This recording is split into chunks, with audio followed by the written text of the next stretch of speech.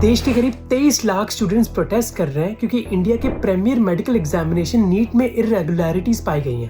पहली बात है कि 67 स्टूडेंट्स ने टॉप किया है, जबकि पिछले 5 सालों में 3 से ज्यादा टॉपर्स नहीं हुए हैं। अब नेशनल टेस्टिंग एजेंसी जो नीट को कंडक्ट करती है, उन्होंने एक्सप्लेनेशन में कहा है कि सारे 67 स्टूडेंट्स को AIR-1 नहीं मिली है, बल्कि कई स्टूडेंट्स को ग्रेस मार्क्स दिए गए थे NCERT टेक्स्ट बुक में गलत रेफरेंस की वजह से।